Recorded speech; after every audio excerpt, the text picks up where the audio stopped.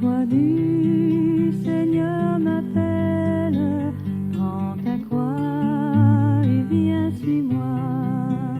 Je réponds, Sauveur fidèle, me voici, je suis à toi. Jusqu'au bout, je veux te suivre, dans les bons, les mauvais jours. À toi pour mourir et vivre, à toi Jésus. Proverbe chapitre 24, verset 16. Car le juste tombera 7 fois et il sera relevé, mais les méchants sont précipités dans le malheur. Bonjour à tous frères et sœurs, bonjour et bon sabbat. Que le Seigneur vous bénisse et nous bénisse tous ensemble dans notre attachement à la vérité. Parce que Dieu ne peut pas bénir l'erreur, donc forcément quand nous demandons que Dieu nous bénisse pendant que nous nourrissons l'erreur, il y a un petit problème. Mais moi je prie aujourd'hui et je prie continuellement que Dieu puisse nous bénir dans notre attachement à la vérité pour nous donner du courage pour poursuivre notre marche en lien avec cette vérité, parce que vous allez inévitablement arriver au moment où vous serez venu à bout de toutes les vérités qu'il y a pour vous à découvrir, et c'est là que la difficulté se présente d'une manière beaucoup plus forte à vous et à nous. Quoique l'épreuve soit toujours présente, mais elle vient tout particulièrement quand il vous semble avoir tout obtenu. Et il vous semble être parvenu à la connaissance de toutes choses. Donc excusez-moi s'il y a des mouches et des moustiques, c'est parce que le diable n'aime pas quand je prêche la parole, donc il y a toujours un problème. Mais l'important, c'est que nous puissions développer la patience des saints et la persévérance, de pouvoir persévérer au travers des épreuves, au travers des difficultés, au travers des obstacles, au travers des embêtements, des frustrations, etc., etc. Il y aura toujours quelque chose, vous comprenez ? Et aujourd'hui, non séparé de cela, j'ai intitulé notre méditation « Le juste et ses errances ». Le juste et ses errances. Ses errances, c'est ces activités dans lesquelles il erre. Le fait de errer, cela produit des errances, d'où le mot. Le juste et ses errances. Pas simplement ses erreurs, mais ses errances, ses égarements. Le juste et ses égarements. Voilà, et on se dit forcément, mais le juste, il est juste. Le juste, il ne s'égare pas. Ou alors il n'est pas juste. Et c'est ça, c'est vers cela que j'aimerais attirer votre attention aujourd'hui, frères et sœurs, pour que nous puissions saisir la vision de Dieu à cet égard et que nous puissions comprendre où nous nous tenons vis-à-vis de Dieu lorsque nous errons. Parce que lorsque nous faisons tout bien, il n'y a pas de problème. Mais le problème, c'est que nous sommes des pécheurs et que souvent nous errons, et c'est face à nos errances qu'il nous faut des réponses et des solutions afin que nous puissions continuer au-delà. Parce que c'est souvent nos errances qui nous font nous arrêter. Vous comprenez ? Mais la Bible et l'Évangile tout entier nous est donné pour pouvoir pallier à cela et pour pouvoir passer outre ces choses-là, passer outre nos fautes, passer outre nos transgressions, passer outre nos péchés, passer outre nos errances. Vous comprenez ? Donc cela n'est pas sans signification et je pense que tout un chacun aujourd'hui, si tant est que nous avons un cœur pour recevoir, des oreilles pour entendre, des yeux pour voir, je pense que tous seront d'une manière ou d'une autre impactés et touchés. Du moins c'est mon désir et ma prière, notre prière pour cette méditation. Donc, j'aimerais que nous revenions vers notre lecture biblique ici, qui est d'ailleurs immédiatement liée à ce que nous étions en train de dire. où il est écrit dans Proverbes chapitre 24 et verset 16. Proverbes 24, verset 16, notre lecture biblique, je lis. Je vous le lis tel que c'est marqué dans la Bible King James. « Car le juste tombe 7 fois et il se relève, mais les méchants tombent ou se précipitent dans le mal. » Mischief. The wicked falleth into mischief, ce qui veut dire que le méchant tombe ou se précipite dans le mal. Pas simplement le malheur, c'est pas ces circonstances le problème. Le problème, c'est que le méchant tombe et se précipite lui-même dans le malheur. Nous allons y revenir, dans le mal, pardon, parce que c'est le sens. Le juste tombe 7 fois et il se relève. Et j'aimerais que nous contemplions ici ces questions en lien avec ce passage. Tout d'abord, qui est le juste? Qui est le juste? C'est un langage assez étrange, n'est-ce pas? Le juste tombe. Vous dites, non, il y a un problème, Seigneur. Le juste, il ne tombe pas. Il est juste. Il est droit. Qu'est-ce que tu veux dire, Seigneur? Et donc, pour savoir qu'est-ce que le Seigneur veut dire, nous posons la question, pour laquelle nous allons chercher une réponse dans la parole de Dieu, qui est le juste? Et d'autre part, pourquoi le juste, ce juste-là, tombe-t-il? Et plus encore, n'est-il pas juste? Pourquoi tombe-t-il? N'est-il pas juste? Et plus encore, qui est juste? Qui est juste? Pas qui est le juste, mais qui est juste? Juste, qui a la justice?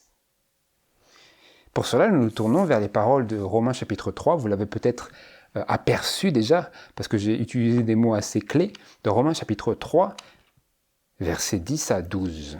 Ce fameux verset si angulaire, et pourtant si peu vraiment compris. Je me souviens, pendant mes années, je ne devrais pas dire cela, mais pendant mes mois de préparation, on va dire, de conditionnement à la vérité évangélique, et je faisais pendant ce fameux été de l'année 2010, je crois, ces efforts d'évangélisation à travers Paris. Alors, déjà pour être chrétien à Paris, c'est un peu compliqué. Mais en plus de faire des efforts d'évangélisation à Paris, là, c'est encore plus compliqué. Là, vous passez au niveau complètement élevé, quoi.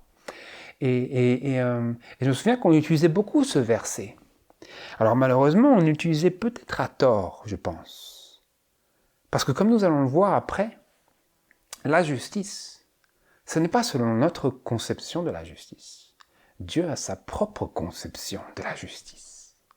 On n'a pas le droit de choisir. Mais nous y reviendrons peut-être après du voulant. Ici, j'aimerais attirer votre attention vers la réponse à notre question, à savoir, qui est juste? Qui est juste, Seigneur? Si le juste tombe, qui est juste? Romains chapitre 3, verset 10. Selon qu'il est écrit, il n'y a point de juste, non pas même un seul. Pas même un seul juste. Il n'y en a pas un seul, dit la parole. Et il n'y a personne qui ait de l'intelligence, et il n'y en a point qui cherche Dieu. Tous se sont égarés, et se sont tous ensemble corrompus. Il n'y en a point qui fasse le bien, non pas même un seul. Donc vous voyez ici comment la parole de Dieu a tout réuni, toutes les possibilités et probabilités. Elle a retourné toutes les pierres et a dit, il n'y a point de juste, non pas même un seul, pas un seul qui fasse le bien. Pas injuste. Pas injuste, nous dit la parole de Dieu. Il n'y a point de juste. Et donc nous posons la question, a fortiori, qui donc est l'homme juste dont la Bible parle? S'il n'y a pas de juste, pas même un seul, qui est cet homme juste dont la Bible parle? C'est ça que l'on veut savoir. Parce que la Bible ne se contredit pas. Elle se contredit seulement à l'esprit de l'homme qui déjà a décidé de contredire Dieu. Mais Dieu ne se contredit pas. Simplement, il emploie un langage qui permet à l'homme impénitent de se frayer un chemin dans sa conscience rebelle. Vous comprenez? Dieu est miséricordieux comme cela. Et donc vous voyez, quand nous en tant que croyants et chrétiens, nous voulons pousser les gens dans un coin par notre argumentation, en fait, nous n'avons pas compris le caractère de Dieu. Parce que Dieu est dans les affaires, comme on pourrait dire, He is in the business of, comme ils disent en anglais, Dieu est dans les affaires de pourvoir aux âmes des excuses pour être rebelles. Vous comprenez? Dieu est comme ça. Ce n'est pas que Dieu, il se renie, c'est que Dieu, il ne veut pas rendre les hommes fous. Parce que si les hommes ne veulent pas aller au ciel, ils n'auront qu'un ciel, c'est cette terre, maudite par le péché. Mais Dieu est prêt à leur accorder ce ciel. Si c'est le seul ciel qu'ils ont, Dieu leur dit, profite parce qu'il sera court. Profite parce qu'il sera court. Il sera bref, très bref. Le ciel que nous, par la foi, désirons et vers lequel nous aspirons, il est éternel. Et nos souffrances en comparaison sont très brèves. Vous comprenez? Vous comprenez le contraste extraordinaire? Mais pour la personne qui n'arrive pas à voir ce contraste parce qu'elle ne veut pas exercer la foi et la repentance envers Dieu et la foi en notre Seigneur Jésus-Christ, Dieu dit, tu n'as pas la foi, alors profite tout de suite. Je vais te donner tout ce que tu veux. Ou plutôt, il dit cela, parce que la Bible dit cela, la Bible dit Dieu fait le bien et il crée le mal, mais en réalité, ça veut dire qu'il permet. Il ouvre les portes pour que le méchant accroisse et ait tout ce qu'il veut sur la terre. Vous vous demandez déjà pourquoi le méchant, il est prospère tant. Parce que cette terre, ce sera son seul ciel. Vous comprenez? Vous me direz, mais la terre, ce n'est pas un ciel. Précisément, mais c'est le seul ciel qu'il veut bien croire qu'il peut avoir et qu'il veut bien souffrir pour obtenir. Vous comprenez? Parce que des hommes sur la terre, ils vont économiser pour avoir une maison sur la terre. Mais avoir la foi d'économiser et de mettre nos économies dans le ciel parce que nous prévoyons avoir une maison dans le ciel, c'est autre chose. Cela requiert de voir par les yeux de la foi, d'entendre par les oreilles de la foi et de voir Dieu qui est invisible. Le même Dieu que Moïse voyait, quoi qu'il soit, invisible. Vous comprenez? Et donc nous posons la question, et je fais des écarts, mais c'est lié aussi, c'est important. Qui donc est l'homme juste dont la Bible parle, s'il n'y a pas d'homme juste? S'il n'y a pas même un seul homme sur la terre qui fasse le bien, qui est cet homme juste dont la Bible parle? Parce que la Bible nous parle d'un homme juste. Nous l'avons lu. Proverbes chapitre 24, verset 16. Et pour répondre à cette question, nous nous tournons simplement vers les paroles de Romains chapitre 3, versets 21 à 25.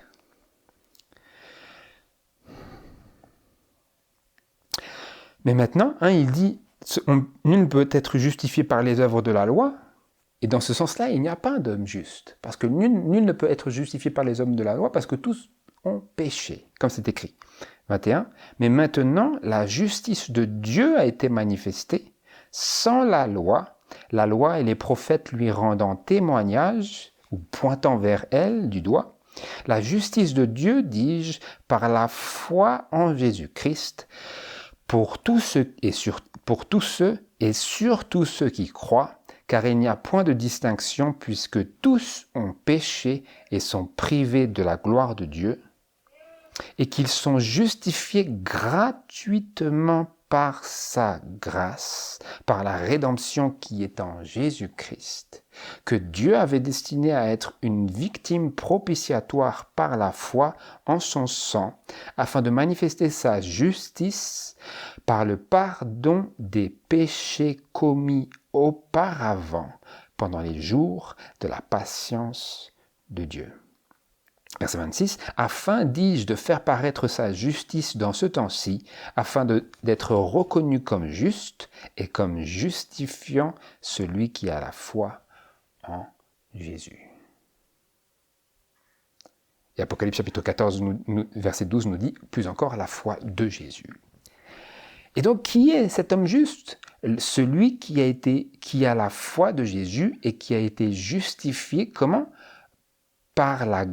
Gratuitement par la grâce de Dieu, verset 24, par la rédemption qui est en Jésus-Christ. Cet homme-là est prononcé devant le ciel et devant Dieu, devant le Fils et le Saint-Esprit, comme étant juste. Comment est-il juste? Non pas par la justice qui vient de la loi, parce que nul ne peut être justifié par les œuvres de la loi, mais par la justice qui vient par la foi, à celui qui croit.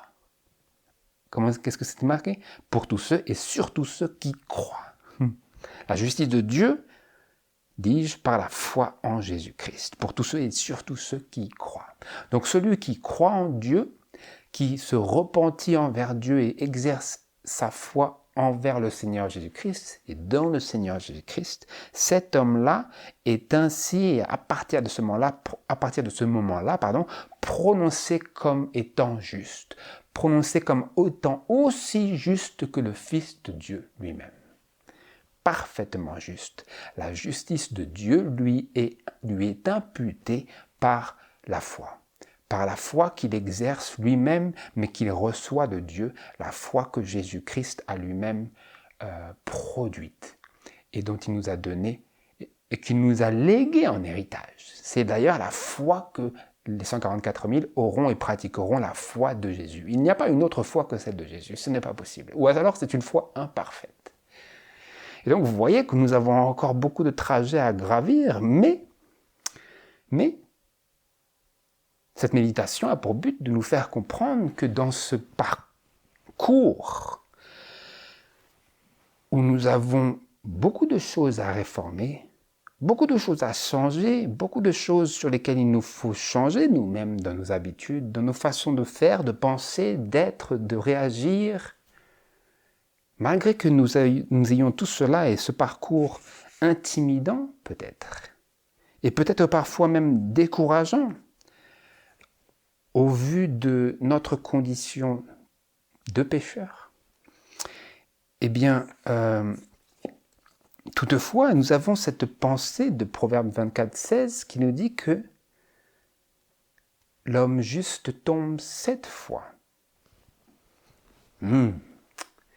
Et donc, avant que nous y allions, parce que nous allons y venir petit à petit, maintenant que nous venons de voir que l'homme qui a été justifié gratuitement par la grâce de Dieu, c'est cet homme-là qui est juste, celui qui a été justifié par la rédemption qui est en Jésus-Christ, cet homme est considéré comme juste aux yeux de Dieu, il n'est plus rangé dans la catégorie des méchants. Intéressant, n'est-ce pas? C'est-à-dire que dès que cette personne-là fait preuve de foi en Jésus-Christ, croit en Dieu comme cela, il n'est plus rangé dans la catégorie des méchants. Vous allez me dire, mais comment tu sais, mon frère? Mais on vient de le lire. Dans Proverbe, il avait marqué, le juste tombe 7 fois. Vous allez me dire, mais au bout de 7 fois, c'est terminé ou quoi? À la 8e, il n'est plus juste alors. C'est pas ça le sens. 7 fois. Qui de vous est tombé que 7 fois dans votre vie? Vous êtes sérieux? Ce n'est pas ça le sens. Le sens, c'est il tombe jusqu'à ce qu'il soit parvenu à la perfection de sa victoire sur le péché. C'est ça, parce que 7, c'est le chiffre de la perfection. Quand il y a marqué dans Apocalypse chapitre, je crois c'est 4, que c'est ici les 7 esprits de Dieu. Dieu, il n'a pas 7 esprits. Simplement, c'est la plénitude de l'esprit qui est ici symbolisée par ce langage. Vous comprenez? Quand il est marqué que la parole de Dieu est comme de l'or purifié 7 fois par le feu. Le sens, c'est que cette parole ne peut pas être améliorée. C'est pour ça d'ailleurs qu'il est écrit que nul ne doit y ajouter ni en retrancher quoi que ce soit. Parce que la parole de Dieu, elle est parfaite et pure comme elle est. Il n'y a rien à ajouter, rien à retrancher. Il n'y a pas de scorie dans la parole de Dieu. Vous comprenez? Quand il est écrit qu'elle a été purifiée 7 fois par le feu, c'est-à-dire que Dieu, quand il a fourni les versets, quand il a tout mis en place, il a fait tout parfaitement. Il n'y a rien à ajouter, rien à retrancher. Vous ne pouvez pas améliorer. Vous comprenez? Parce que c'est la complétude, la perfection est dans cette parole. C'est un langage symbolique. Et donc, quand il est écrit au sujet de ces hommes, ce juste, Cet homme juste qui représente l'ensemble du corps des hommes justes, qui ne sont autres que les hommes rachetés, les hommes justifiés par la grâce de Dieu et le sang de Jésus. Lorsque la parole de Dieu nous parle de l'homme juste qui tombe cette fois, il est question de cet homme-là qui, dans son parcours de la foi et de la sanctification, va rencontrer des obstacles et va faire des erreurs et va trébucher. Et j'aimerais ici attirer votre attention, ici, frères et sœurs, vers cette question à laquelle nous allons chercher une réponse de la parole de Dieu, à savoir, un tel homme, parce que maintenant, nous lisons que dans Romains chapitre 3, que cet homme-là, il est justifié, il est reconnu juste par Dieu, qui justifie celui qui a la foi en Jésus, il est justifié gratuitement par sa grâce. Et donc, un tel homme juste, parce que c'est comme ça que la Bible l'appelle, un tel homme est-il désormais infaillible? Cet homme maintenant qui est justifié par Dieu, est-il maintenant infaillible? Est-il à l'abri de toute erreur? Est-il à l'abri de toute errance? Rappelez-vous, j'ai intitulé, pour une raison que nous comprenons ici, notre méditation, le juste et ses errances. Nous venons de voir déjà que le juste n'est pas juste par son obéissance à la loi, parce que nul ne sera justifié par les œuvres de la loi, quoique personne ne sera sauvé qui ne l'obéit pas. C'est un équilibre à comprendre.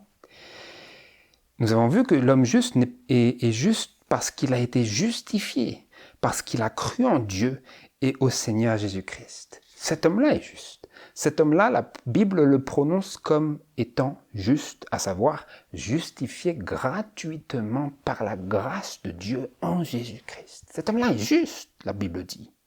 Et donc cet homme est rangé non plus dans la catégorie des méchants, mais dans la catégorie des justes. C'est comme ça que la Bible l'épelle. Ce n'est pas moi qui le dis. Mais maintenant, nous voulons comprendre ici, cet homme-là, maintenant, est-il désormais infaillible parce qu'il a été justifié? Et j'attire votre attention vers les paroles de Romains chapitre 7.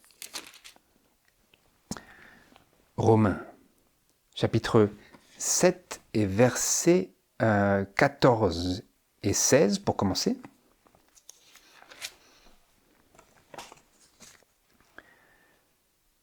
Je vais juste sélectionner des parties ici parce que je vous laisse libre de relire tout ce chapitre si vous voulez ne rien rater à partir du verset 5 et 6 jusqu'au verset 25. Ça, c'est pour comprendre vraiment tout. Mais moi, je vais me concentrer sur les parties qui nous aident à répondre à notre question, à savoir, est-ce que cet homme-là, cet homme juste, cet homme justifié est désormais infaillible?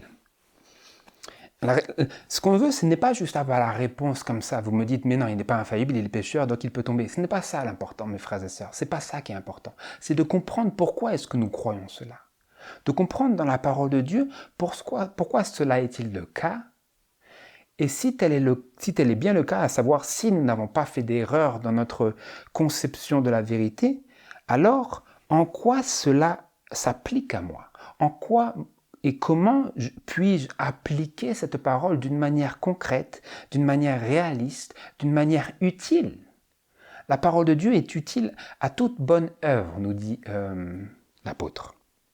Et donc si elle est utile à toute bonne œuvre, on va savoir si toute parole de Dieu est utile à une bonne œuvre, ou à plusieurs, eh bien quelle est l'utilité de ces paroles-là que nous lisons maintenant? Dans Romains chapitre 7, versets 14 à 16, je lis. En effet, nous savons que la loi est spirituelle, mais moi je suis charnel, vendu au péché. Ici, rappelez-vous ici, parce que ce n'est pas n'importe qui parle, c'est l'apôtre Paul qui parle. L'apôtre Paul, étant l'apôtre gentil, étant un homme d'une grande consécration, n'est-ce pas? Indéniablement, une grande consécration, d'une grande expérience avec Dieu, nous dit ceci. En effet, nous savons que la loi de Dieu, des 10 commandements, est spirituelle, mais moi je suis charnel, vendu au péché. Car je n'approuve point ce que je fais, je ne fais point ce que je veux, mais je fais ce que je hais.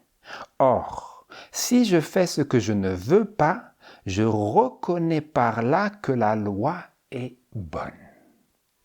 Autrement dit, il est en train de dire, j'ai un désir de faire ce qui est bien, mais je vois que je me retrouve à faire ce qui est mal, et donc, mais je sais que la loi est spirituelle, et donc le fait même que je me retrouve à faire ce que je sais qui n'est pas bien, me montre à moi, à ma conscience et mon intelligence que la loi elle est bonne. À savoir, la loi n'a pas changé, mais moi j'ai quelque chose en moi là que je suis en train de réaliser qui me pousse à faire ce que je ne crois pas être bon. Comprenez? Suivez ici le langage et l'idée ici, le concept, la réalité qui nous est présentée dans cette parole, dans ces paroles de l'inspiration. Nous sommes ici en train de répondre à la question de est-ce que cet homme-là, qui est justifié par la grâce de Dieu et par sa foi en Jésus-Christ, est-ce que cet homme-là est infaillible? Nous avons déjà un assez gros aperçu de la réponse, mais nous voulons aller au bout ici du raisonnement. Notamment en lisant à partir du verset 21 maintenant. Parce que jusqu'au verset 20, il réitère plus ou moins cela, plus ou moins je dis. Et verset 21, je lis. Je trouve donc cette loi en moi. C'est que quand je veux faire le bien, le mal est attaché à moi. Car je prends plaisir à la loi de Dieu selon l'homme intérieur, mais je vois une autre loi dans mes membres qui combat contre la loi de mon esprit et qui me rend captif sous la loi du péché qui est dans mes membres. Misérable homme que je suis, dit-il, qui me délivrera de ce fardeau de mort? Donc, est-ce que vous voyez ici le contraste que l'apôtre Paul nous présente ici sous l'esprit de l'inspiration vis-à-vis d'un combat auquel il s'est retrouvé confronté et auquel tout homme, et tout particulièrement tout chrétien, se trouvera lui-même confronté, même après avoir reçu le Saint-Esprit, avoir été régénéré dans son esprit, avoir reçu et goûté à la grâce de Dieu. Est-ce que vous voyez le contraste ici? Il dit, je trouve cette loi en moi. La loi qu'il trouve en lui, ce n'est pas la loi de Dieu, c'est autre chose.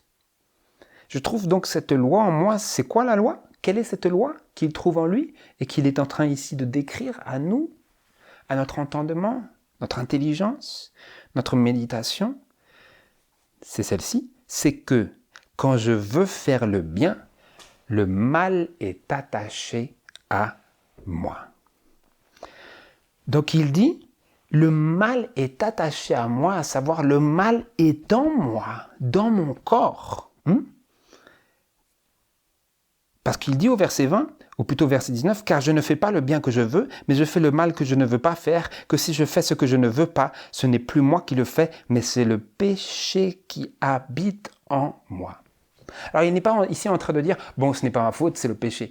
Ce n'est pas ça l'idée. C'est de comprendre ici que ce qui le pousse à faire le mal, ce n'est plus son esprit, à la différence de quand il était, tel que c'est décrit au verset 5, car lorsque nous étions dans la chair, les passions des péchés excités par la loi agissaient dans nos membres de manière à produire des fruits pour la mort. À ce moment-là, comme c'est marqué, je crois, dans Éphésiens chapitre 2, versets 1 et 2, à ce moment-là, avant d'avoir été régénéré dans l'esprit et d'avoir l'homme intérieur, le nouvel homme qui est Christ, nous accomplissions les convoitises de la chair et de l'esprit. Je crois que c'est à peu près ça le verset. Mais ici, cet homme qui nous est présenté ici, cet homme juste dont l'apôtre Paul se montrait comme faisant lui-même partie, parce qu'il dit à la première personne toutes ces choses-là. Il ne dit pas c'est une personne imaginaire. Non, non, non. L'apôtre Paul est ici en train de décrire son expérience. Il n'est pas ici en train de décrire une expérience hypothétique, peut-être passée, peut-être future. Il décrit son expérience présente. Il dit c'est les choses que moi, je rencontre dans ma vie chrétienne parce qu'il y a une autre loi en moi que la loi de Dieu dans l'homme intérieur. Et donc, qu'est-ce que c'est? Il dit cette loi, elle est elle habite en moi, c'est le péché qui habite en moi, à savoir dans sa chair de péché, sa chair pécheresse. On appellerait aussi cela la nature humaine déchue. Par contre, il dit au verset 22, c'est là que vous voyez le contraste entre le verset 21 et 22, il dit « Car je prends plaisir à la loi de Dieu selon quoi ? Selon sa chair, selon sa nature pécheresse ?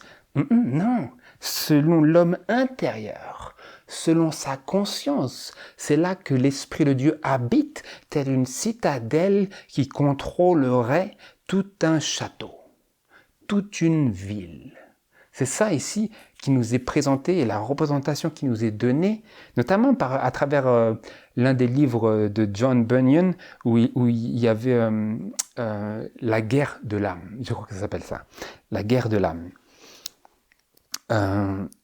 Et donc il dit, moi je prends plaisir à la loi de Dieu selon l'homme intérieur, mais il y a une autre loi en moi, à savoir, comme je l'ai souvent entendu dire, la loi de l'hérédité, que j'ai hérité de mes parents, qui eux-mêmes ont hérité de leurs parents, etc., en remontant jusqu'à Adam, qui nous a légué une chair pécheresse, à savoir une chair de péché, à savoir une chair avec des propensions au péché.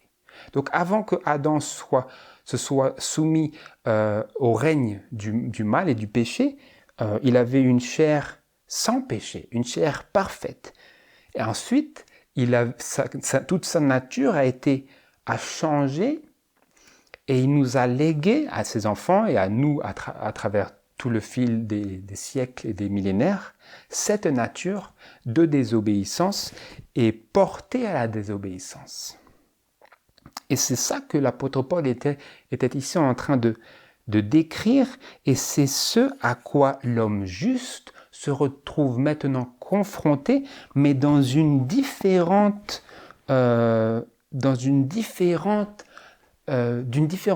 perspective et dans une différente dimension. L'homme juste, à savoir l'homme qui a été justifié par la grâce de Dieu, a reçu la régénération de l'Esprit de Dieu à travers son entente et sa lecture de la parole de Dieu.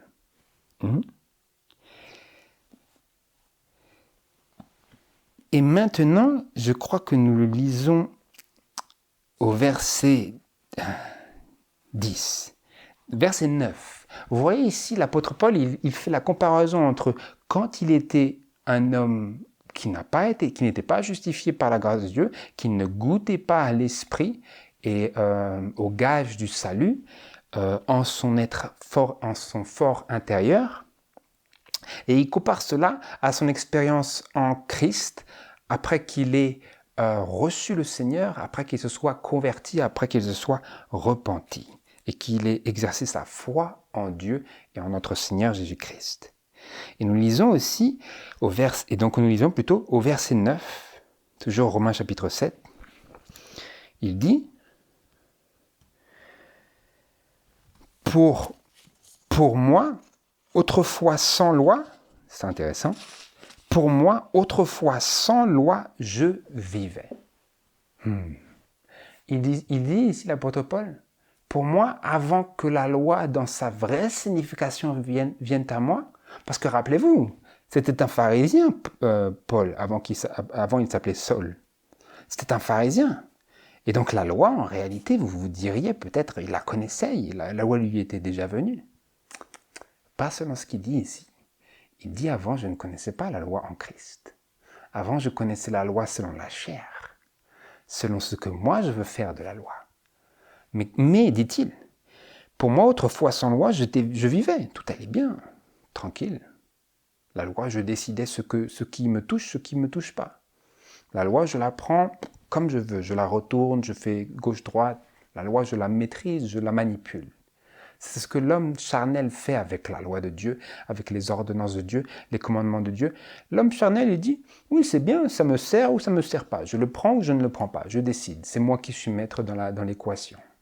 L'homme charnel, il fait cela avec les plus grandes exigences de Dieu. Il dit, oui, ça c'est pour cette personne-là, ça c'est pour elle, on va tout distribuer. Mais il n'y a rien qui s'applique à moi. Et donc, pour l'apôtre Paul, il disait, c'était bien pour moi avant.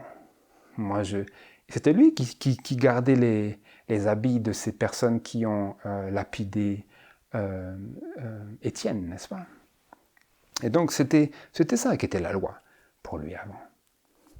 Mais après, il dit, mais le commandement étant venu, le péché a repris vie. Le commandement est comme un feu qui attise la chair. Verset 10. Et moi, je suis mort. Je suis mort. Cette loi, ce commandement étant venu, m'a montré combien j'étais vil, combien j'étais désobéissant, combien je n'étais pas disposé à obéir à Dieu vraiment. Je croyais que tout allait bien. Il disait, je vivais avant. Mais ensuite, Jésus est venu, l'Esprit a illuminé mon esprit et ma conscience, et le commandement est venu dans toute sa réalité choquante. Et il disait, et moi je suis mort, je suis mort. Et il s'est trouvé que le commandement qui devait me donner la vie m'a donné la mort. Le commandement qui, si je faisais tout bien, m'aurait dit « c'est bien, tu as tout bien fait », il m'aurait réjoui. Le commandement m'aurait dit « c'est bien, tout ça, c'est les choses que tu fais ». Mais non, le commandement est venu à moi et m'a dit « tout ça, tu n'as pas fait. Tout ça, tu as brisé, violé, transgressé. » Paul, Saul, Victor.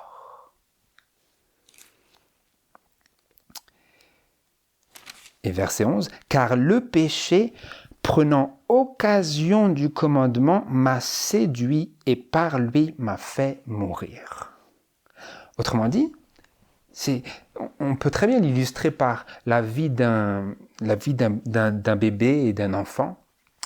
Si vous permettez à l'enfant de faire tout ce qu'il veut, vous avez l'impression que l'enfant est plus ou moins obéissant. Il n'y a pas de règle, donc vous ne savez pas vraiment. Mais si vous dites à l'enfant, alors ça, tu ne touches pas. Qu'est-ce qu'il va faire, l'enfant? S'il n'a jamais été confronté à ce genre de dictat, l'enfant, il va vouloir toucher. Il va dire, tout ce qu'il va vouloir, toute sa nature humaine, elle va se porter vers cette chose qui lui est interdite. C'est parce que nous avons une chair humaine qui est portée à la désobéissance, à désobéir, à faire l'inverse de ce qui nous est ordonné, quand bien même ce fut une obligation juste et justifiée. Et donc, ce même ordre qui est censé préserver l'enfant, en réalité, à cause de la nature de l'enfant et de ses propres choix, parce que l'enfant aussi fait ses choix, le porte à sa ruine, à sa chute.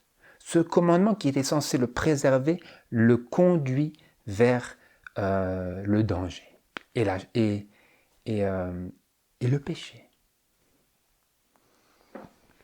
Le péché, prenant occasion du commandement, m'a séduit et par lui m'a fait mourir. Verset 12. Ainsi la loi est sainte et le commandement est saint, juste et bon.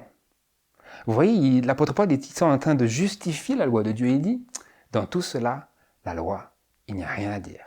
Elle est sainte, juste et bonne. Le commandement, tous les commandements de Dieu, bon, saint, pur.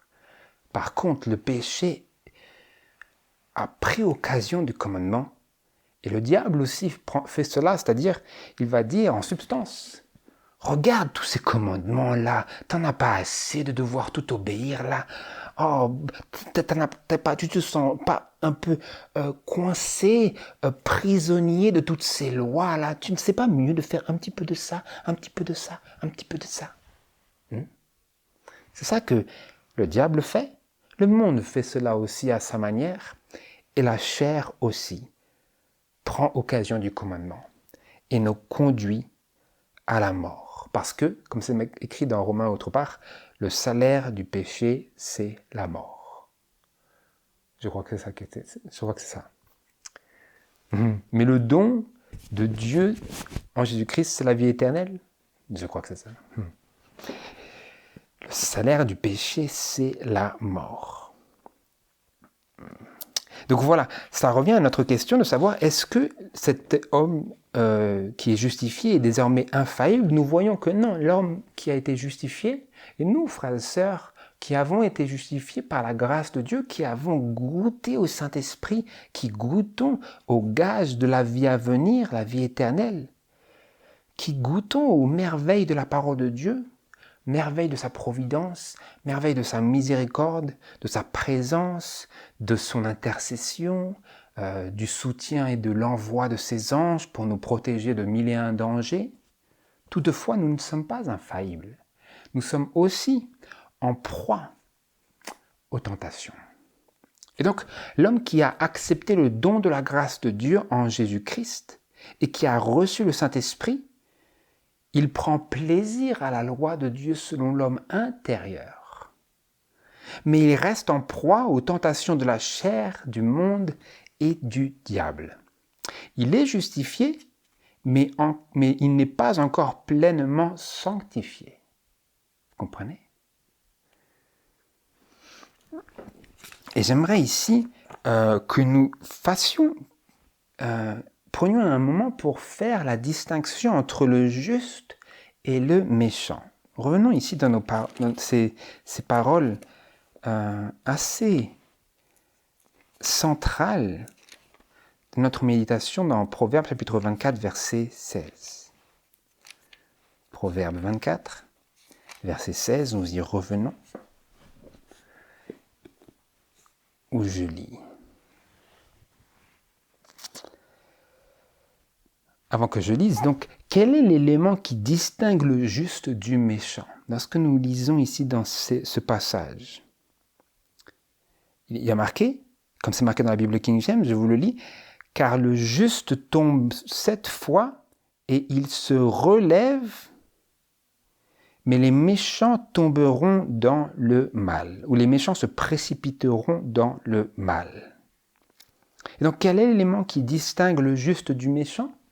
Vous avez un passage assez distinct ici et une ligne bien tracée qui permet de caractériser chacune de ces deux catégories. Que fait le juste? Il tombe 7 fois, nous dit-on. Mais chaque fois, il se relève, ou il sera relevé. Il se relèvera. Mais, vous lisez au sujet du méchant qu'il se précipite dans le mal ou le malheur. Et donc vous voyez que ce n'est pas le péché qui distingue le juste du méchant, parce que tous sont péchés. Il s'agit donc d'autre chose. Et quelle est cette autre chose? Quelle est cette différence? Eh bien, c'est que le juste, il tombe, mais il se relève, malgré le nombre de ses chutes, comme c'est fait allusion par ce nombre 7 fois, comme je l'ai mentionné auparavant. Mais d'un autre côté, le méchant, lui, dans ses chutes, il n'est pas écrit qu'il se relève. Au contraire, il est écrit qu'il se précipite plus profondément dans le mal, à savoir dans le péché. Vous comprenez? Donc, le juste, il tombe, mais à chaque fois, il dit, ce n'est pas ici mon objectif. Mon objectif, il faut que je continue. Je suis dans un trajet. Le méchant, il dit, si je tombe pas, c'est quoi? Ça fait quoi? C'est quoi la différence? Qui est Dieu? Dieu, il est là, mais je fais quand même ce que je veux. Vous voyez, ça vous montre la distinction. Parce que le méchant, il peut être religieux aussi. C'est un paramètre à prendre en compte aussi. Parce que nous voulons nous assurer que nous avons le bon esprit. Le méchant, il dit, je pêche. Et si je pêche plus? C'est quoi la différence? Donc le méchant se précipite dans le mal. Le méchant va faire plus de mal, plus de péché. Il peut être bon aux hommes, mais quand même faire le mal. C'est intéressant. C'est une distinction à prendre en compte aussi. C'est possible d'être bon, d'apparaître bon aux hommes, mais d'être comme un sépulcre blanchi, plein d'eau pourrie à l'intérieur. Combien c'est comme ça? Et je lis ici, donc nous voyons la distinction, n'est-ce pas? Je pense que nous avons assez bien élaboré. Le juste, il se relève. C'est la distinction. Mais nous allons continuer ici en nous tournant vers les paroles de Psaume 34. La raison pour laquelle nous contemplons cela ici, frères et sœurs, c'est pour que nous posions la question. Si j'ai péché, parce que nous parlons ici, notre méditation porte sur le juste et ses errances. Le juste, bien qu'il ait été justifié, il ne se sent pas juste à cause de ses errances. Vous comprenez? Et donc le juste est troublé par ses errances. Et donc le verset ici de Proverbe 24, 16, il est assez bref, il est très condensé. Mais combien de choses sont contenues là-dedans? Il y a beaucoup de choses qui se passent derrière cela. Vous comprenez? Le juste se pose la question, mais Seigneur, en fait, je suis un hypocrite, Seigneur. Toutefois, quand bien même le juste peut être souvent assailli de plein de pensées par lesquelles le diable l'attaque de tous côtés, toutefois, il ne suit pas la conduite et la voie du méchant qui dit « Dieu, pas Dieu, qui tu es ?» Vous comprenez? Le juste peut être assailli de doutes, de peurs, de pensées négatives à son propre sujet. Toutefois, son esprit est tout de même de poursuivre la route. Il montre peut-être parfois et peut-être souvent des traits de caractère qui ne sont pas dignes d'un homme qui professe foi au nom de Jésus-Christ. Souvent, cela se passe. Combien de fois cela se passe pour nous? Pour moi. Toutefois, son esprit, ce n'est pas de dire on connaît Dieu et tout, l'évangile, blablabla, blablabla. Vous comprenez, il faut que nous fassions attention à notre esprit. L'esprit du juste, c'est de dire, je suis tombé, Seigneur, aie pitié de moi, et relève-moi. Et j'ai envie de continuer avec toi, Seigneur. C'est ça l'esprit du juste. Psaume 37, verset 23. Je lis. Les pas, Psaume 37, versets 23 et 24, les pas de l'homme de bien sont affermis par l'Éternel et il prend plaisir à sa voie. S'il tombe, il ne sera pas entièrement abattu, car l'Éternel lui soutient la main. Quel genre de pensée c'est ça? Vous comprenez un peu, frères et sœurs? Ce n'est pas juste de dire oui, bon, justification, sanctification, etc., etc. Ce n'est pas ça l'idée. Parce que quand on est comme ça, en fait, on abolit toutes les réponses que Dieu aimerait dans sa grâce et son amour nous pourvoir, nous donner, par lesquelles il aimerait nous consoler. On dit, Seigneur, j'ai déjà les réponses, c'est bon. Non, la parole de Dieu, c'est pour les hommes intelligents. Si nous étions des robots, nous n'avions pas besoin de la parole de Dieu. Parce que la parole de Dieu, c'est pour nous appeler à l'évangile et à l'obéissance de l'évangile. Vous comprenez, frères et sœurs? Donc, si la parole de Dieu nous semble un peu désuète, un peu obsolète parfois, c'est important de réfléchir au fait que la parole de Dieu, elle est vivante. Et donc, il ne faut pas la considérer comme morte. Les hommes du monde, ils considèrent la parole comme morte. Ils disent ta parole, la Bible, qui 66 livres, tellement de personnes qui ont écrit la Bible, on ne sait pas, blablabla. Bla, bla, bla. Non, ce n'est pas notre esprit. S'ils veulent croire cela, laissez-les avoir leur ciel. Mais nous voulons un ciel que la parole nous annonce. Et donc nous voulons considérer attentivement tout le reste de ce que la parole nous dit à notre sujet ou au sujet des autres, mais principalement au sujet de ces personnes-là qui sont appelées à être sanctifiées et à être rendues parfaites, semblables à l'image de Christ, au caractère de Dieu. C'est ça que nous voulons. Pas juste avoir les réponses pour les donner ou les fournir. Ce que je veux, ce que nous voulons, frères et sœurs, c'est plus que des réponses. C'est des solutions internes, personnelles, intimes, des solutions que quand il n'y a plus personne, quand tous vos amis vous ont abandonné, quand vos familles elle vous a délaissé, alors vous pouvez crier à Dieu sur la base de ces réponses-là et dire « Seigneur, je te connais, toi. Toi et moi, on se connaît, Seigneur. Tu connais combien j'ai péché contre toi, Seigneur, mais je n'ai pas envie d'être comme les méchants qui disent « Bah, le péché, oui ou non, quelle est la différence? Seigneur, moi, je veux continuer avec toi. » Le juste et ses errances. Quand bien même le juste erre, la parole de Dieu dit il tombera 7 fois. Mais après, il aura compris. Et après, il rendra gloire à Dieu. Vous comprenez?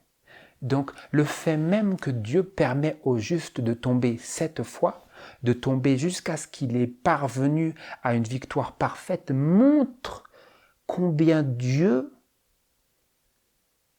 fait de la place pour la liberté de l'homme, pour que dans sa liberté, l'homme puisse entièrement pratiquer son devoir, entièrement se conformer à l'appel de la parole de Dieu. Et donc, le langage est assez particulier parce qu'il est écrit, toujours dans notre passage, Psaume 37, verset 23, « Les pas de l'homme de bien sont affermis par l'Éternel et il prend plaisir à sa voix. » S'il tombe, si l'homme de bien tombe, dit-il. C'est ça le langage. Si l'homme de bien tombe, il ne sera pas entièrement abattu, car l'Éternel lui soutient la main, ou comme c'est marqué dans la Bible King James, car l'Éternel le soutient de sa main. Ce n'est pas juste que l'Éternel, il le tient par la main comme ça. Dieu tout entier, il le tient. Sa grande main miséricordieuse et gigantesque. Vous comprenez? C'est ça l'image. L'image, c'est que nous sommes un tout petit microscopique minuscule oiseau, ou un tout petit, une créature toute minuscule, et Dieu a sa gigantesque main, et dès que nous tombons, vous comprenez? C'est ça l'image. C'est pas juste qu'il nous tient par la main comme ça, là. C'est plus que ça. Dieu, dès que nous tombons, il prévoit avec ses mains de providentielles et toutes puissantes que tous les événements conduisent à notre relèvement et notre purification et notre pleine sanctification. C'est l'objectif du Seigneur. Donc, dans chacune de nos chutes, Dieu pourvoit à faire de cette chute une glorieuse victoire. Vous comprenez? Dieu n'est pas dans la chute, mais Dieu va orchestrer nos chutes. Et donc cela jette la lumière sur cette méditation du juste et de ses errances. Comme un père qui surveille attentivement son enfant qui apprend encore à marcher. C'est ça l'image. Les pas de l'homme de bien sont affermis par l'Éternel et il prend plaisir à sa voix. Dieu prend plaisir à l'homme qui obéit. Mais s'il tombe, s'il désobéit, s'il transgresse, s'il pêche, s'il cède à la tentation, que fait Dieu? Ah non, tu n'es plus mon enfant maintenant. Est-ce que Dieu fait comme ça? Dites-moi, qui vous connaissez sur la terre qui fait ça avec son enfant? Vous comprenez? Qui vous connaissez sur la terre, un père qui voit son enfant tomber et qui dit « Allez, mais c'est bon, tu n'es plus mon enfant, toi ». Qui fait ça sur la terre? Et pourtant, combien de fois nous pensons que Dieu fait ça avec nous? Vous comprenez? Est-ce que vraiment, ce n'est pas un affront à l'amour de Dieu? Combien plus, disait Jésus, le Père vous donnera le Saint-Esprit. Il disait, si les hommes mauvais, les parents mauvais, sur cette terre savent donner du pain à leurs enfants, et ce dont ils ont besoin, combien plus votre Père Céleste donnera-t-il le Saint-Esprit à ceux qui le lui demandent? Et si les hommes sur la terre, ils savent avoir patience de leurs enfants qui sont encore en train d'apprendre à marcher sur leurs 2 pattes arrière, combien plus notre Père Céleste aura patience de nous lorsque nous apprenons encore à marcher droitement dans la vie spirituelle. Si nous tombons, que fera Dieu? Il nous soutient par sa main. Il nous aide à marcher, il nous dit « relève-toi ». On continue. On continue. Tu ne vas pas apprendre à marcher sans tomber. Ça n'arrive pas, ça. Peut-être ça arrive. Je ne sais pas. Il faudrait peut-être que vous me donniez vos témoignages. Mais quoi qu'il en soit, dans la marche chrétienne, parce que la Bible dit « le juste tombe 7 fois et il se relève ». S'il tombe 7 fois, qu'est-ce que ça veut dire? Ça veut dire qu'il s'est relevé 7 fois. Vous comprenez? Donc cela montre le taux de détermination et le caractère de cette personne que Dieu soutient. S'il tombe, dit la parole, il ne sera pas entièrement abattu, car l'Éternel le soutient de sa main. Et donc, il se peut que le juste dans sa marche chrétienne se perde un peu, soit déstabilisé, découragé. Il se peut qu'il faille, qu'il défaille dans sa lutte contre le péché dans la chair, comme nous avons vu dans Romains 7. Il se peut qu'il faille dans sa lutte contre la chair, dans sa lutte contre le péché dans la chair et les tentations du monde. Mais Dieu n'a pas changé son titre parce qu'il a trébuché, et s'il a peut-être encore trébuché, et si peut-être il trébuche encore. Dieu n'a pas changé son titre, il n'a pas dit « maintenant tu es orphelin ». Non, il est fils, elle est fille de Dieu. Et le Père désire poursuivre son œuvre pour la mener à sa perfection. Rappelez-vous ce que nous avions vu dans notre méditation précédente et qui vient ici s'appliquer de manière beaucoup plus intime.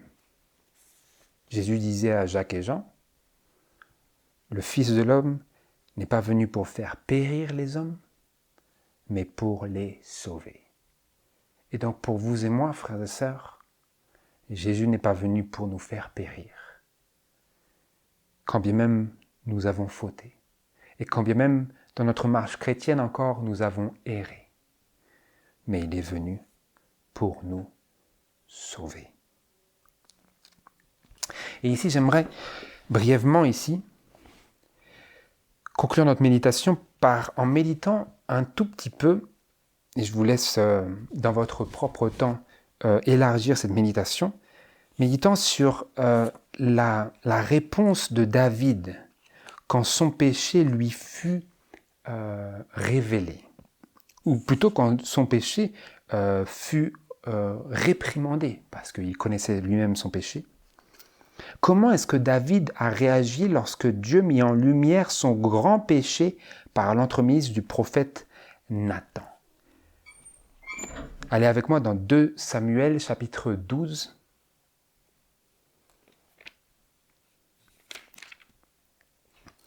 De Samuel, chapitre 12, versets 1 à 14. Ou plutôt non. Après que, je vais faire un bref, après que Nathan ait présenté toute cette longue dénonciation à David, d'abord l'introduction et ensuite la traduction pour son propre cas, nous lisons verset 13. Plutôt, je vais lire verset 7. Alors Nathan dit à David, « Tuez cet homme-là. » Vous connaissez l'histoire. « Ainsi dit l'Éternel, le Dieu d'Israël, je t'ai oint pour roi sur Israël, je t'ai délivré de la maison de Saül, je t'ai même donné la maison de ton Seigneur et les femmes de ton Seigneur dans ton sein, je t'ai donné la maison d'Israël et de Juda, et si c'était peu, je t'eusse ajouté telle et telle chose. Pourquoi donc as-tu méprisé la parole de l'Éternel en faisant ce qui lui déplaît? Tu as frappé de l'épée Uri le Héthien, tu as pris sa femme pour en faire ta femme, et lui tu l'as tué par l'épée des enfants d'Ammon. Et maintenant, l'épée ne s'éloignera jamais de ta maison parce que tu m'as méprisé et que tu as enlevé la femme d'Uri le Héthien afin qu'elle fût ta femme. Ainsi dit l'Éternel, voici je vais faire sortir de ta propre maison le malheur contre toi. Je prendrai tes femmes sous tes yeux et je les donnerai à un de tes proches et il couchera avec tes femmes à la vue de ce soleil, etc. Verset 12, car tu l'as fait en secret, mais moi je le ferai en présence de tout Israël et à la face du soleil. Verset 13. Alors David dit à Nathan, j'ai péché contre l'Éternel. Et Nathan dit à David, aussi l'Éternel a fait passer ton péché, tu ne mourras point. Comment est-ce que David a réagi à cette tranchante réprimande de Dieu par l'entremise du prophète Nathan? Il a tout entendu, il a absorbé et il a confessé. Il a dit, réfléchissez ici, parce que si vous vous rappelez de l'expérience de Élie avec, je crois qu'on appelait son nom Achab, je ne sais plus comment on dit en français. Si vous vous rappelez aussi de Jérémie avec le roi de Juda et les princes, vous vous rappelez combien ils étaient en danger pour leur réprimande. Et donc Nathan aussi lui-même aurait pu être en danger devant un roi de lui révéler une telle chose. Et David, s'il avait été d'un tel cœur, aurait très bien pu dire « Ah non, ça tu dis pas ça ». Et il aurait ordonné la mort de Nathan. Mais non, parce que David nous présente ici le cœur d'un homme juste. Il a dit, j'ai péché contre l'Éternel. Et j'aimerais ici lire brièvement cette déclaration de l'Esprit de prophétie dans Patriarches et Prophètes, page 699 et paragraphe 5, où il est écrit, directement par rapport à cela, le cœur de David fut touché par la réprimande du prophète. Sa conscience se réveilla, sa culpabilité lui apparut dans toute son énormité, et son âme pénitente se courba devant Dieu. D'une voix tremblante, il dit, « J'ai péché contre l'Éternel. » Donc il ne fournit aucune excuse, rien du tout. Juste il dit, il confessa. Et je lis aussi page 703, paragraphe 1. Le repentir de David était profond et sincère. Il ne fit pas le moindre effort pour pallier son crime. Sa prière ne trahit aucun désir d'échapper au châtiment dont il était menacé. Il vit l'énormité de son péché devant Dieu. Il vit la souillure de son âme. Il abhorra son péché. Ce n'est pas seulement le pardon qu'il demandait, mais la pureté du cœur. David ne s'abandonna pas au désespoir face à cette lutte. Il voyait dans les promesses divines aux pécheurs repentants la preuve de son pardon et de la faveur du ciel restituée, etc. Vous pouvez le relire en votre temps. Paragraphe 3. David était tombé, mais Dieu le releva. Rappelez-vous, le juste tombe 7 fois, mais il se relève. David était tombé, mais Dieu le releva. Comment est-ce que Dieu a relevé David? Par la réprimande et le fait que David avait un cœur à la recevoir. Dieu n'aurait pas pu relever David si David était comme Saül. Parce que ces deux personnes sont deux types de personnes qui sont les deux catégories qui sont présentées dans le passage de Proverbes 24, verset 16, qui est notre lecture biblique. David était tombé, mais Dieu le releva, et il était maintenant plus pleinement en harmonie avec Dieu et en sympathie avec ses semblables qu'avant sa chute. Dans la joie de son soulagement, il chantait « Je t'ai fait connaître mon péché, et je ne t'ai point caché mon iniquité. J'ai dit, je confesserai mes transgressions à l'Éternel. Et tu as ôté la peine de mon péché. Tu es ma retraite, tu me garantis de la détresse. tu m'environnes de chants de délivrance. Et cela se poursuit ici. Toute âme, paragraphe 8, toute âme qui, reprise par Dieu, reconnaît ses fautes et consent à les confesser humblement, peut être assurée qu'il y a pour elle de l'espoir. C'est là qu'est l'espoir. C'est dans notre réaction face à la réprimande. C'est ça qui va être l'élément déterminant pour savoir de quel côté nous trouverons rangés et à quelle catégorie nous appartiendrons vis-à-vis de notre réponse face à la réprimande. Le Seigneur ne repousse jamais une âme vraiment repentante. Il nous a laissé cette promesse de point qu'il se saisisse de ma force pour faire la paix avec moi, et il fera la paix avec moi. Ésaïe 27, 5. Que le méchant abandonne sa voie, et l'homme injuste ses pensées, et qu'il retourne à l'Éternel qui aura pitié de lui, et à notre Dieu, car il pardonne abondamment. Ésaïe 55, verset 7.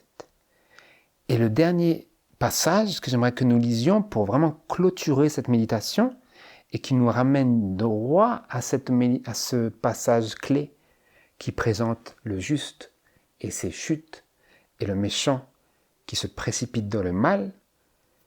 Et nous voyons ici, comme je le disais, que l'élément distinctif, ce n'est pas le péché, c'est la réponse face à la réprimande, face à la correction qui vient de Dieu. Je lis, quand nous considérons l'exemple de David et l'exemple de Saül, qui était son prédécesseur, et David vint lui succéder au trône, n'est-ce pas? Quand nous contemplons le contraste entre les deux, nous voyons précisément ces deux catégories illustrées en eux. Et nous pouvons, si nous considérons notre propre vie, savoir de quel côté nous nous rangeons, et si nous avons le sentiment que nous avons manifesté des caractéristiques qui appartiennent au mauvais côté, alors nous pouvons nous efforcer de manifester les caractéristiques de cet homme qui représente la catégorie de l'homme juste. Je lis. Bien des gens ont murmuré contre ce qu'ils appellent l'injustice de Dieu, pardonnant à David une faute énorme, alors qu'il avait rejeté Saül pour avoir commis ce qui leur paraît des péchés moins graves. Mais David s'humilia et confessa son péché, tandis que Saül méprisa les réprimandes et s'endurcit dans l'impénitence. Donc, Saül avait commis de plus petits péchés en apparence, et David de plus grands péchés.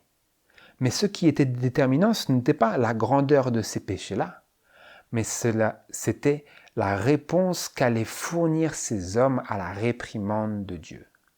Rappelez-vous, Saül, quand Samuel vint à lui en lui disant « Tu as désobéi à l'ordre du Seigneur », Saül a dit « Non, je n'ai pas désobéi, j'ai obéi à l'ordre que le Seigneur m'a donné. » Donc qu'est-ce que c'était ? Qu'est-ce que cela manifestait en lui, en son cœur? C'est ça l'important.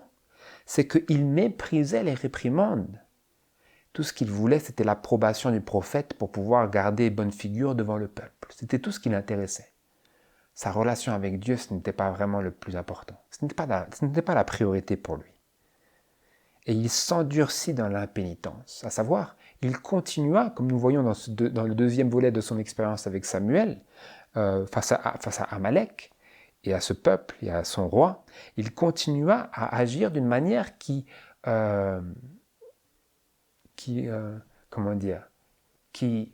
méprisait les ordres de Dieu et qui agissait selon son propre bon vouloir.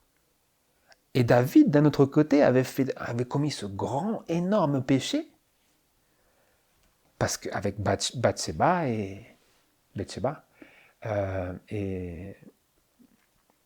Uri, son mari, un horrible péché. Toutefois, lui, David, quand le prophète et le serviteur de Dieu vint à lui et lui révéla l'horreur de son péché, David ne fit pas ce que Saül fit. David était tombé, mais maintenant il acceptait que Dieu le relève. Il ne dit pas « Non, je ne suis pas tombé, tout va bien pour moi, on va juste te mettre à mort ». Il dit « Qu'est-ce que nous lisons ?» Lisez ici comment l'esprit de prophétie nous décrit la scène. Le cœur de David fut touché par la réprimande du prophète.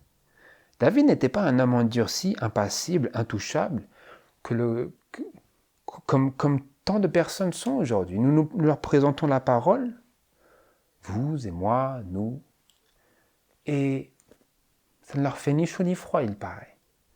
Ils ne sont pas touchés par le fait qu'ils transgressent la voie de Dieu, ses commandements, ses ordonnances, ses exigences, ses appels, sa vocation. Ils ne sont pas touchés, ça ne leur fait ni chaud ni froid. Et David aurait pu, étant roi, aurait pu nourrir cet esprit, être impassible, dire non, toi, on te tue maintenant. Il aurait pu, c'était l'esprit de Saül. Saül s'était tellement endurci qu'à la fin, il alla vers cette sorcière d'Endor, n'est-ce pas? Il avait plus de compas, plus de boussole. Il avait perdu tous ses repères parce il avait rejeté le commandement de Dieu, les directions de Dieu, et maintenant Dieu ne pouvait plus l'aider. Il s'en est allé vers les magiciens. Vous comprenez?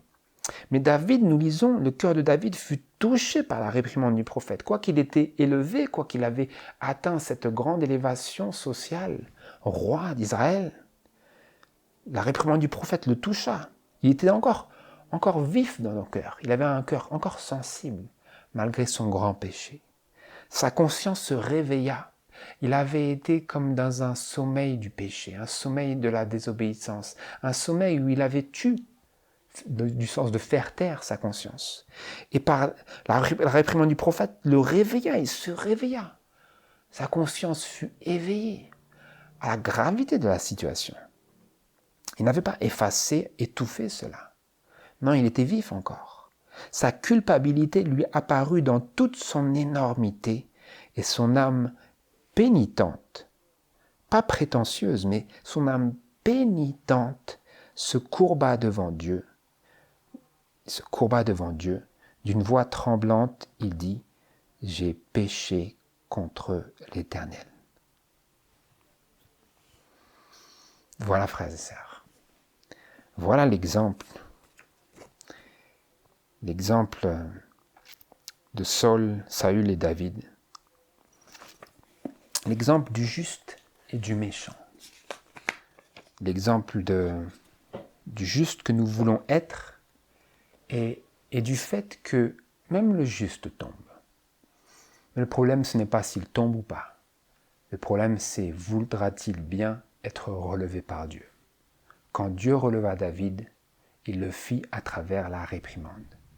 Et puissions-nous voir comment Dieu nous relève et accepter qu'il nous relève, afin que nous puissions dire les paroles et répéter les paroles de Michée, chapitre 7.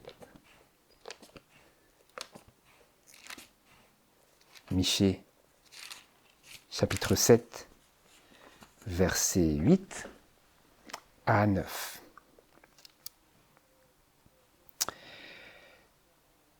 Ne te réjouis pas à mon sujet, toi mon ennemi. Si je suis tombé, je me relèverai. Si je suis assise dans les ténèbres, l'Éternel sera ma lumière.